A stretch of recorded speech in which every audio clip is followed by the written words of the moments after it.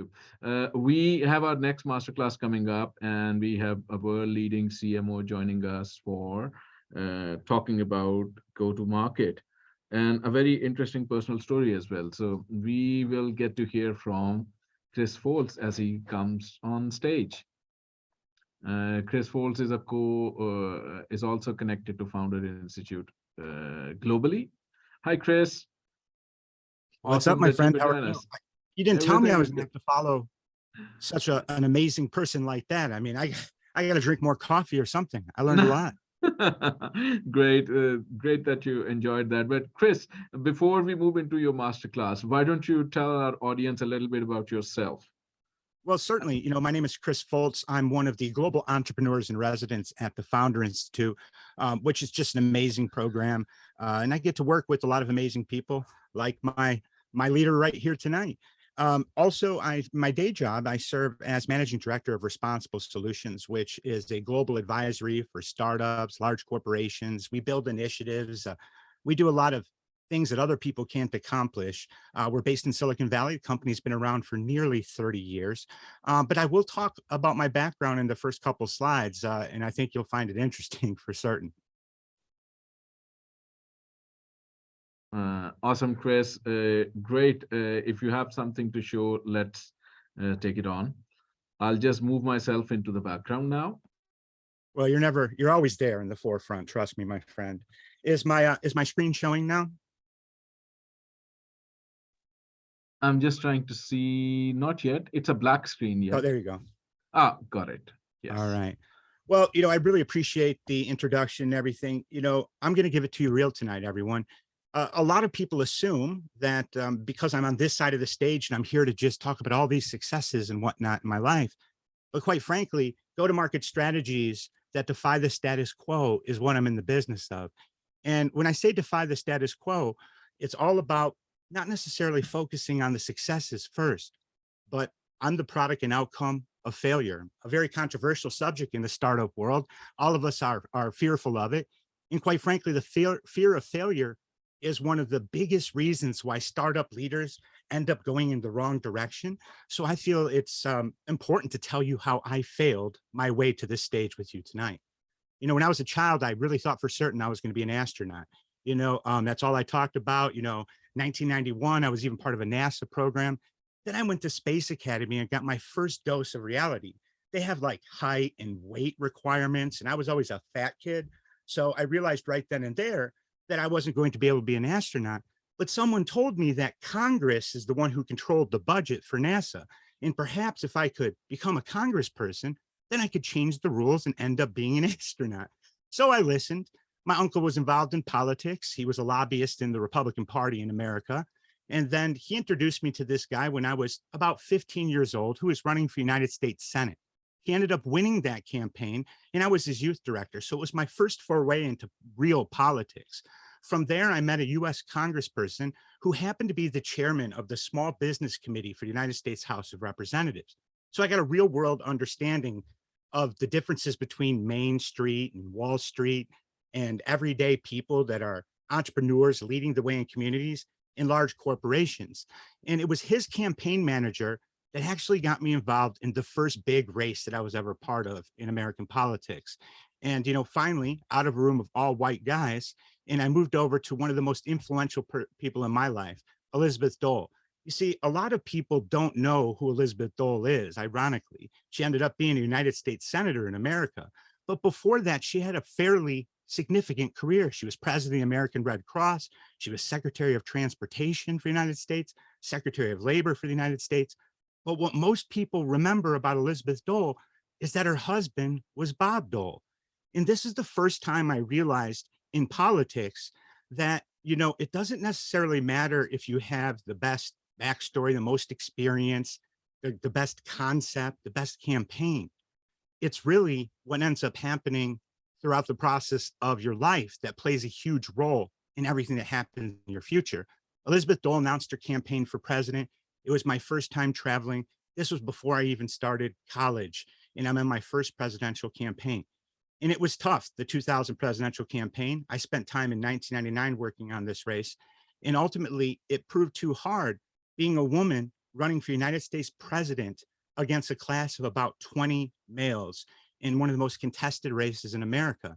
Elizabeth Dole's communication director, who I learned a lot from about what you're going to hear tonight in these case studies, he said, hey, listen, you know, there's this dude over in Texas, and we think he has something going on, and we may be able to get him into the White House. Well, that dude in Texas was George W. Bush. So my freshman year in college, I spent a lot of time working in this particular campaign. I learned the difference between a campaign that has a lot of experience, ideas, and vision versus a campaign that has a lot of relationships and a campaign that has a lot of exposure. So I got to see two different sides of how American society works, which ultimately led me to my understanding of go-to-market and how relationships matter more than anything for all of you. That campaign we ended up winning. It was a historic 2000 election. I'm sure a lot of you have heard about it, regardless of the age. It was controversial. I was there. See, I learned so much in this campaign. I ended up being everywhere. Politics became my jam. I was really good at it. Every American political race that we were like all pissed off about now, I was part of back then. And I was really good at this. And I realized the value of gaining exposure for people for the right reasons. But you see, what ended up happening was I spent all these years in Republican Party politics, literally from the age of 12, before I was even old enough to vote. And I became a fixer. I would solve problems that other people couldn't in politics. I would build relationships. I would coalition build. And basically, as opposed to going after customers one at a time, I would go after the partners that had all the customers. When I say customers, in this case, it's voters. But there was something that I couldn't fix. You see, I come from a Sicilian family. My mom, you know, God bless her, she spent 35 years in law enforcement. Both my parents did. They divorced when I was 18 months old and they worked together for 35 years. Go figure. But you see, my mom got sick with cancer. So from a Sicilian family, what you do is you go back home and you help. So I put politics to the back burner. I moved into my mom's basement. She had to retire early from her career because cancer was taking over her life. And, you know, one thing led to another, and I put a lot of excuses and circumstances in my way, like a lot of us do when we're launching businesses. You know, we all spend so much time trying to change our circumstances, assuming it's going to better our lives or better our businesses. When in fact, if we take a moment to eliminate our circumstances by actually bettering our life in the first place, then there are no more circumstances to worry about, no more obstacles. But I didn't take that path. And I had some dental work done, nothing big, but they give you Vicodin. And, you know, with that Vicodin, you know, they give you like 2 months worth for simple dental procedures. I did it all in 2 weeks and I came out of this an opiate addict. And the only thing that stopped my opiate addiction was my mother passed away. But what a lot of people don't know, and there's a BBC special on this, so watch it, is that, you know, I did probably the most disgraceful thing possible. You see, my mom was legendary in law enforcement. She changed the way a lot of things were done. She changed equal rights for women. But at the end of the day, in this article honoring her after her death, what is pretty much the most prolifically painful part of my life, you'll see in there that I was arrested for theft at the funeral home. You see, drug addiction takes you in interesting paths. And sometimes those paths don't necessarily add up. You kind of lose sight of everything. And during my mom's most tumultuous time in her life, I was a straight up heroin addict, living in her basement, doing nothing. And at the end of the day, I was arrested the day after her funeral. The same judge that in the first campaign I actually volunteered in when I was a child put out a $250,000 warrant. And this was my new home. Everything I owned in my entire life was literally thrown away, put into the dumpsters, and I had to start over. Why I bring this up, and it's so important, is that I, in this jail cell, learned a whole different side of business. You see, you run into people that may have been drug dealers, or they may have been financial white collar crime criminals. And, you know, you kind of learn a different perception, and you understand that there's some people in there, like if you just taught them stocks and bonds, they'd be like the best stockbrokers in Wall Street. But instead they're selling drugs on the street corner. I learned about a different side of entrepreneurship. You see, I knew that if I could sell George W. Bush to the world, we can most likely sell anybody to anything. But I'm coming out of jail at this point. And, you know, one thing I realized, most of my life, it was focused on celebrating the victories entirely, political campaigns, victory here, victory there. But all of my successes are in reactions to my failures. And when I got out of jail with nothing, I moved into a recovery home, for lack of better terms. And I try to get involved in politics again. And the Republicans are like, nah, this isn't happening. The Democrats are like, all right, this may be the next Bill Clinton. But then they questioned my entire background being a Republican. So I needed a way to get beyond this scarlet letter. So in the recovery world, I started meeting all these people that couldn't get jobs because, because they had felonies or weird circumstances. So they were all starting businesses. And I realized we all shared similar challenges, obstacles, these scarlet letters, if you will, that we couldn't get beyond. And then I realized that politics was something that I could scale into business, into startups, into anything if I really thought about it. And I came up with these 4 requirements for going to market. And I feel this applies to pretty much all of you. And for instance, politics is pretty much the same thing. It's a constant, non-forgiving form of go-to-market where you have no margin of error. It's never over. Your startup is when you have your idea. The launch is when you get elected. If you fail that day, there isn't a second chance. So I realized concepts are the most important aspect. If you don't understand your concept thoroughly, you don't understand how you're articulating it. Most importantly, if you can't articulate it to the point where people understand it, you're out of there. In politics, that would be the candidate, you know, the campaign in general. That's your concept. And inside of it, you have your problems, you have your solutions, but it's in an understandable way. And people need to clearly get that. Then you have offers. So once you have your concept in place, offers is the next step. You see, in politics, this is your platform. This is what you're running on, you know, your positions on the issues. This is why people should buy you as a candidate and elect you to office. But you see, in business, this can be everything from what you're selling, even the idea that you're offering somebody to opt into an email blast. That is an offer. So understanding your offers and how they tie back to your concepts is crucial. Relationships is the key currency in life. Listen to that. Currency, relationships, they're the same thing. In politics, it's voters, it's your donors, it's the coalitions, the people that are going to endorse you. And in business, that's our partners, our affiliates, our brand ambassadors, the influencer world that we lived in now. It's a very interesting landscape now versus politics, but it's the same prudent nature. Once you have your concept in place, you've identified the offers and the relationships you need to actually get there. That's when you start talking about it. We live in this world, we try to talk about things so quickly and so early on that it's problematic. So you see, when you have your concept and if you immediately start talking about it and you don't have an offer in place, or you don't have the right relationships in place, you're backed into a corner. Trust me on that. And it's harder to backpedal away from an offer, especially when you have to raise the price. That's problematic. So you want to do it in this order. And I call this core brand strategy: concept, offers, relationship, exposure. Tonight I have 3 case studies primarily focused on relationships and exposure, but I will identify the concepts and offers along the way. Something that I came to very quick understanding as something, the difference between politics and business is, you know, in politics, we just force ourselves on it. In business, people don't like to be sold, right? And, you know, when that is the case, you know, you have to realize that they buy things all the time. But if they don't like to be sold, how does that happen? Well, they love to buy. And it happens by relating to your customers. And Michelle brought up some great points and how much it's important to understand your customer and be able to relate to them. In the world that I came from, we used to call it relating to your audience, the voters.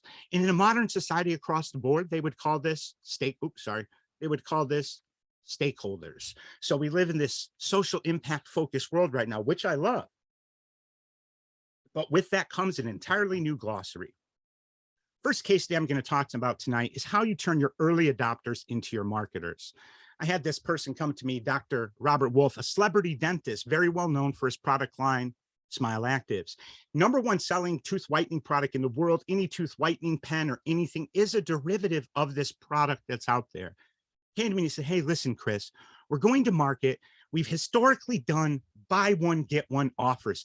And we've got some new products coming out. We want to anchor it with a buy one, get one. This is a legendary concept that a lot of people go to market with. This offer becomes problematic, especially when you have a product that's very good. The natural progress for this was buy 2, get 2 for free. They even come up with special packaging and special branding. They're like, Chris, we want you to get these in the hands of consumers across the planet. The problem that I saw is that if you give a customer 4 of these prolifically good tooth whitening pens, They basically don't need any more for 2 years. So you're in essence creating a go-to-market strategy with an offer that's going to cancel out them replenishing orders anytime in the near future. So what we did is we sat there and said, listen, what's the next step? Buy four, get a fifth for free. We just can see this keep going on and on.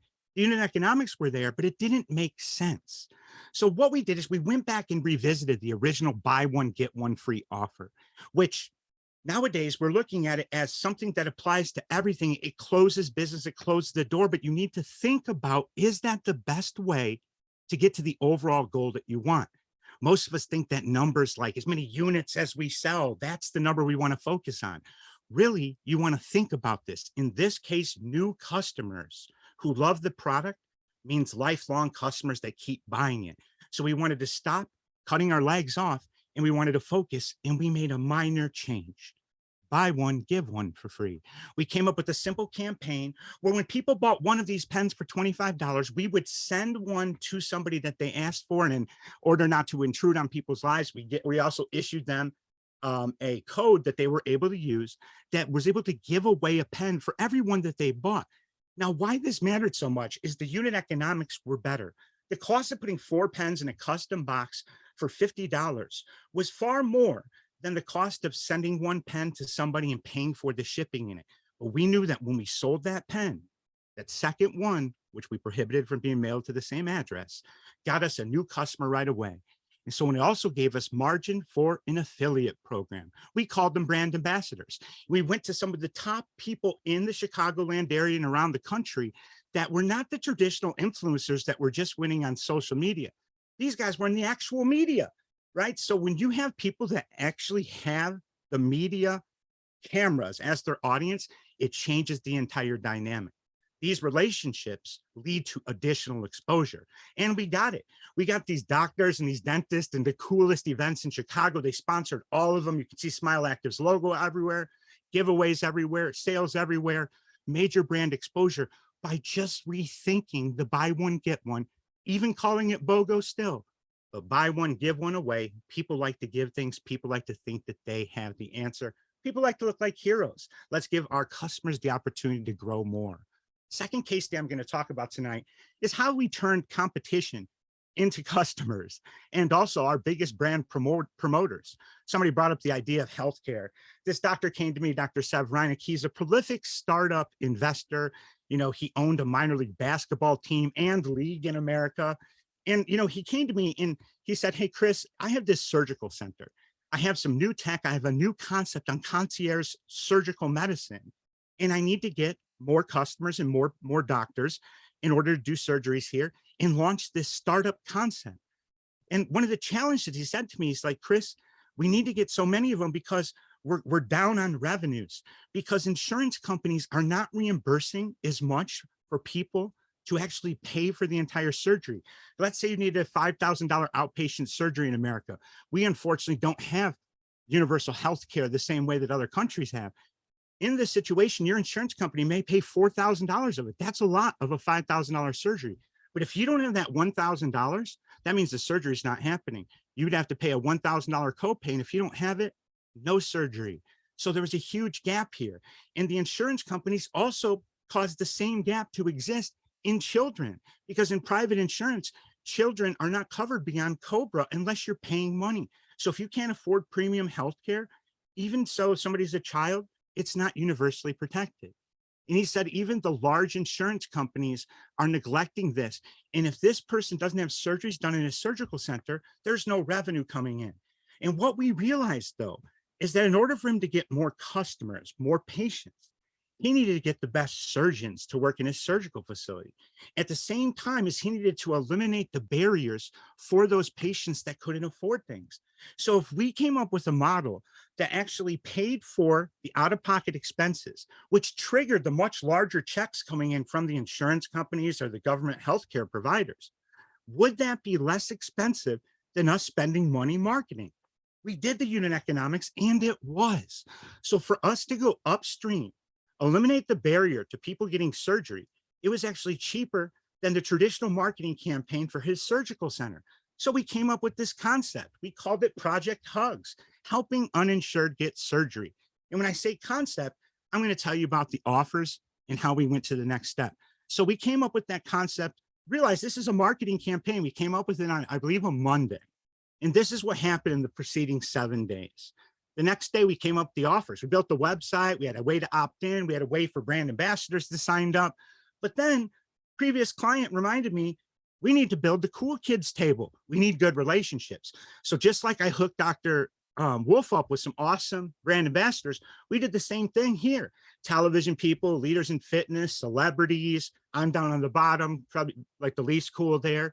Now we had an offer. Now we had relationships who were talking about this. We did a press release that talked about how Project Hugs was going to change the dynamic, eliminate this gap that large healthcare providers are creating. That got the attention of somebody who was coming to town, Bill Clinton and his Clinton Global Initiative. By the end of the following week, I believe on a Tuesday, we had a $10 million commitment for the Clinton Global Initiative. So a concept that became just a simple go-to-market strategy that actually eliminated a gap by looking at the cost of eliminating barriers for our customers to get to us. Spending money eliminating that barrier was more efficient than spending money talking about ourselves. So we got all the patients, we got all the surgeons. This was the go-to place. It even got somebody else's attention. First Lady Michelle Obama loved the concept so much. And Project Hugs is still in existence today, and it's changed the lives of people all over the country. And I'm honored to realize that this doctor had the vision to take the risk, to put everything on the line for something he believed in, but it actually worked in the right reasons. So when you do it for the right reasons, it won't end for the wrong reasons. Case study number 3, final case study tonight. Turn your potential partners and vendors into your brand evangelist. Well, it's one thing to have like vendors and people that you partner with, but are they actually going to talk about you in a way that's going to help you more than it perhaps even helps them? Probably not, unless you have a cool idea. This young lady came to me, Monica, and she said, hey, Chris, I have this website, Style Up Girl. We sell these interesting shoes. That's one of them. When I say interesting, they were interesting. She said, listen, I was walking in the street, Chicago one day, and I saw there was a person with a sign. They said, I have no shoes. And she felt so guilty that she sells these exotic shoes, and there are people that have signs out on the street that I don't have shoes. And she said, Chris, this is what I want to do. I want to make it that when people buy shoes from my store online, that they can actually mail old shoes back in the box to us, and we can hand them out to people that don't have shoes. And I thought this was a great concept. She said, Chris, I want to call it Happy Box. Now, I didn't necessarily understand the name. It wasn't demonstrative enough. See, in a concept, you need to have something that actually tells the story right away. But she really wanted to create this box that gave back to people. I love the concept. We called it Give Back Box. We came up with the branding fairly quick.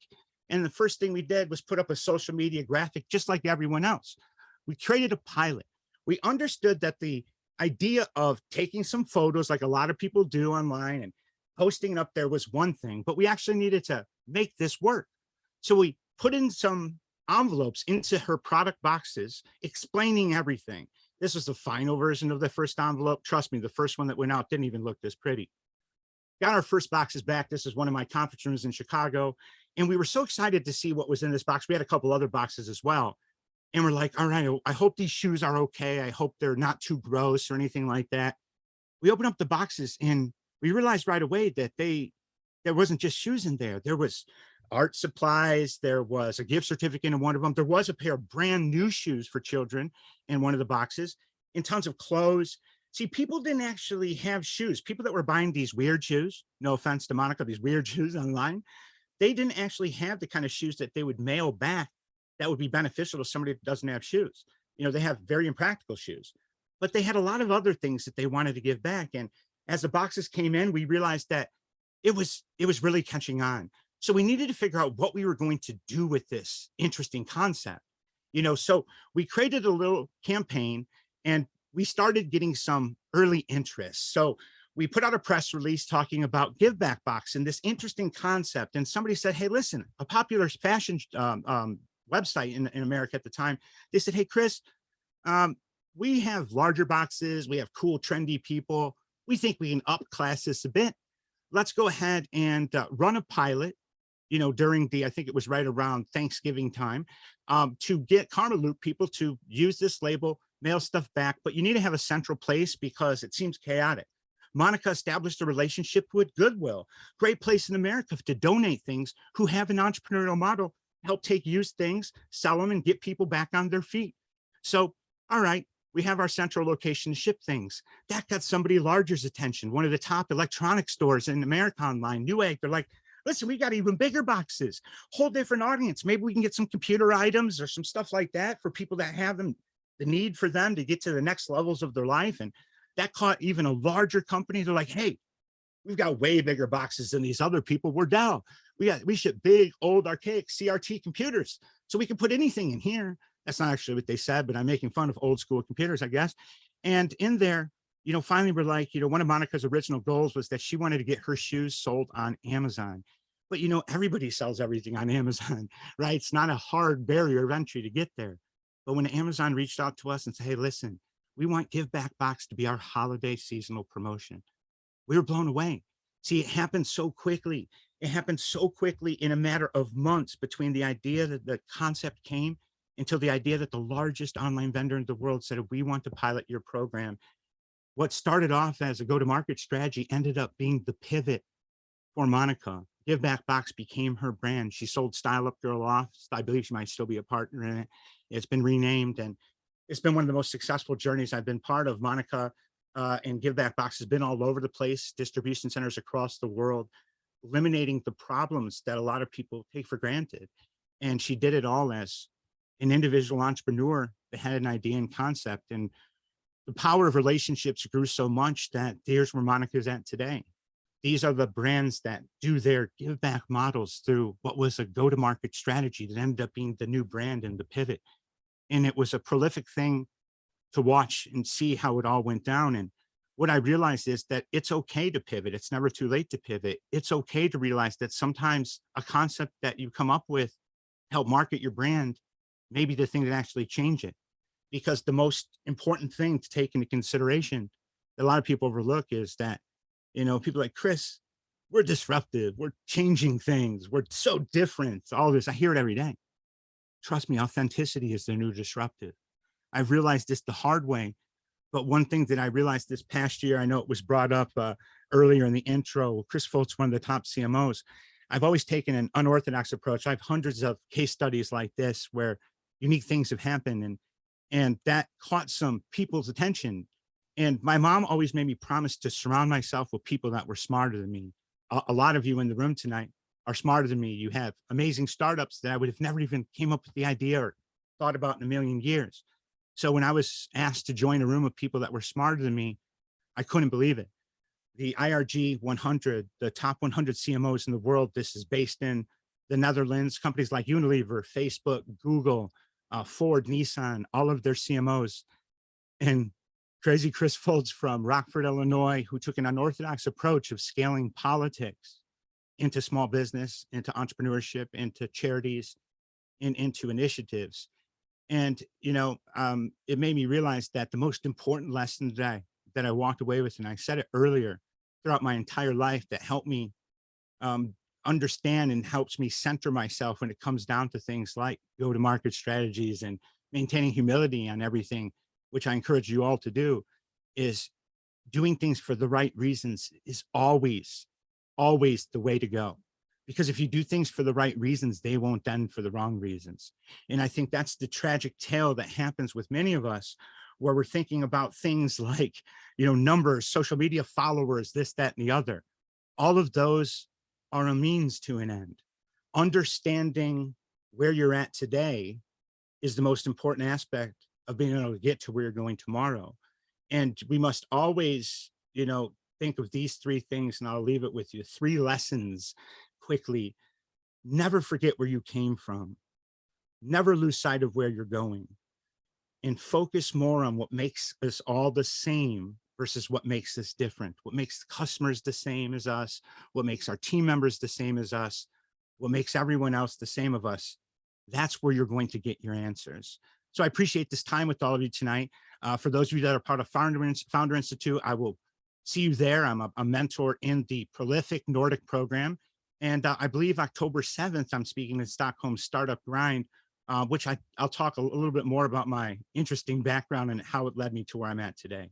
So I appreciate everything from the speakers, and that's all I got. Awesome, Chris. I admire, I envy, I would put the word, the level of energy you bring to a discussion, the depth of that discussion, and the level of realism that's there. So I think that's like when you're talking, it's as if your heart is speaking out. And there is no measurable, you can't measure that. So I think really loved your presentation, your unorthodox approach, the focus or pause or the narrative on failure, and your lesson of humility and the right reason. Awesome. We don't hear that in the plastic world of go to market. So I would say startup world in one way is very plastic, but this was a very real, how would you say, a story, a real story, and a real journey into the go-to-market side. So Well, I thank appreciate you you. giving me the stage, my friend. We'll see you soon. If anybody wants to reach out to me, they'll gladly put you in touch. Look forward to hearing the rest of tonight's events. Thank you, Chris. And